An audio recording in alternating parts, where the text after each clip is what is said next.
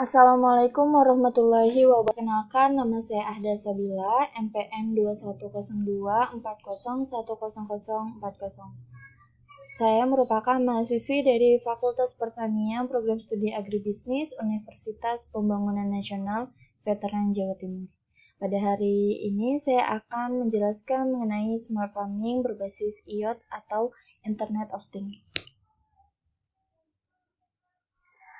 Apa itu smart farming? Smart farming merupakan sistem pertanian berbasis teknologi yang dapat membantu petani meningkatkan hasil panen secara kualitas dan kuantitas. Kemudian, apa itu IoT atau Internet of Things? IoT merupakan segala jenis perangkat yang ditanami chip dan sensor dan instrumen yang terhubung lewat jaringan data, baik ke sesama perangkat IoT lainnya maupun ke perangkat komputer lain. Kemudian peran perangkat IoT dalam pertanian. Perangkat IoT berfungsi untuk mengumpulkan data yang kemudian dikirim ke server atau layanan cloud untuk dianalisis lebih lanjut. Ketika diterapkan dalam sektor pertanian, teknologi IoT dapat digunakan untuk memantau keadaan lahan pertanian secara real-time. Tujuan implementasi IoT pada smart farming. Yang pertama adalah mempertahankan keberlangsungan pertanian, baik itu jangka pendek maupun jangka panjang. Yang kedua adalah memperbaiki efektivitas hasil pertanian agar dapat bersaing di pasar ekonomi modern. Yang terakhir adalah untuk menyesuaikan diri dengan perubahan yang terjadi di lingkungan internal maupun lingkungan eksternal. Konsep Internet of Things atau IoT.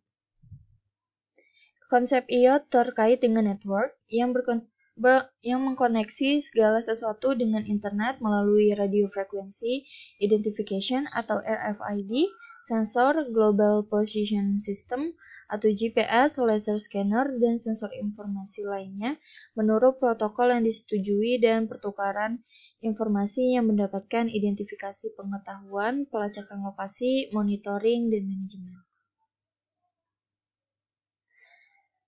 Kemudian di sini ada contoh alat smart farming. Yang pertama adalah soil and weather sensor atau sensor tanah dan cuaca. Alat ini membantu para petani dalam mendapatkan data tentang tanamannya. Data yang dapat diperoleh dari sensor ini diantaranya seperti kelembapan udara dan tanah, suhu, pH tanah, kadar air, curah hujan, hingga kecepatan angin. Data tersebut dapat digunakan petani untuk memantau kondisi lahannya. Yang kedua ada sistem irigasi otomatis.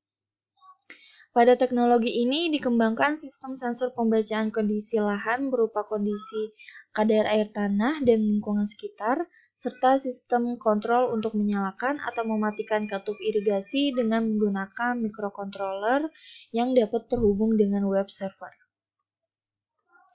Yang ketiga ada drone sprayer. Drone sprayer adalah pesawat nirawak yang berfungsi untuk menyemprotkan pestisida yang bertujuan membasmi organisme pengganggu tanaman. Kemudian di sini ada manfaat implementasi IoT. Yang pertama ada optimasi produk. Optimasi produk pertanian dipengaruhi situasi-situasi tertentu seperti perkiraan cuaca, keadaan tanah, dan kebutuhan pasar terhadap tanaman tertentu. Untuk menghasilkan keputusan yang tepat, petani membutuhkan data real-time tentang kondisi cuaca saat itu. Teknologi wireless, sistem GPS, dan cloud bisa membantu petani untuk hal ini. Yang kedua, penanggulan hama. Pengawasan jumlah hama menggunakan sensor network bisa menjadi solusi apabila sensor mendeteksi jumlah hama pengganggu terlalu tinggi. Informasi ini bisa disampaikan pada sistem otomatis pengontrol hama untuk diambil tindakan. Ini bisa menggantikan penggunaan pestisida di beberapa kasus. Yang ketiga ada penggunaan sumber daya secara efektif. Sumber daya utama pada pertanian adalah air dan unsur hara tanah. Komponen ini harus digunakan secara efisien.